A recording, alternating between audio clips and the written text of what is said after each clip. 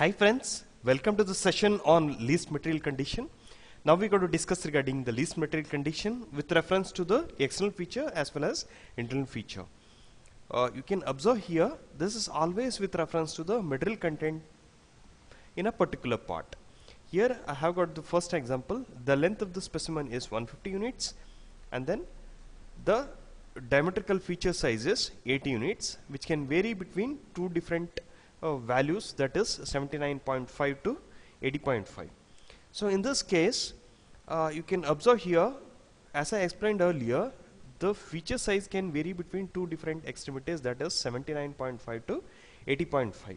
You can analyze here when exactly this part will have more material content. Let us forget about this dimension, let us concentrate only on this dimension. If I concentrate only on this dimension, when exactly this particular thing will have less material content, that is, if the size of the diametrical size, feature size is less, then the material content will be least. So what is that condition? The condition is, if the size of the feature is 79.5, the material content of this part will be least. So that particular context is known as the least material condition. See, always for the external feature, if the size of a particular feature is smaller, that is known as least material condition. Coming to the internal feature, normally the holes, they are holes, otherwise the slots, they are known as internal features. If you have a part like this and there is a slot here, that is known as internal feature. And if there is a part like this and there is extrusion, embossing, so extrusion, those things are known as, if some extrusion is there, those particular parts are known as external features. For example, the fastener is known as external feature. For example, the bolt is known as external feature. If you have nut, the inside hole, that is known as internal feature. Here let us concentrate on the second example. I have a plate.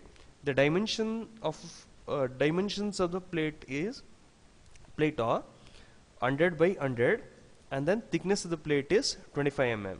There is a central hole and the size of the hole is 60 units, and tolerance value provided for this hole is plus or minus 0.5 units.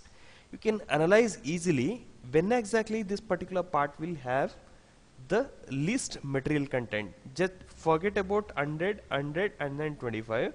Just concentrate with reference to the circular hole which is at the center of this plate. So this circular hole can vary between two different extreme values, 59.5 to 60.5.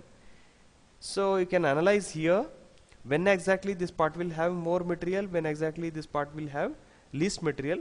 As the size of the hole increases, that means the uppermost value, that is 60.5, at that time it will have least material.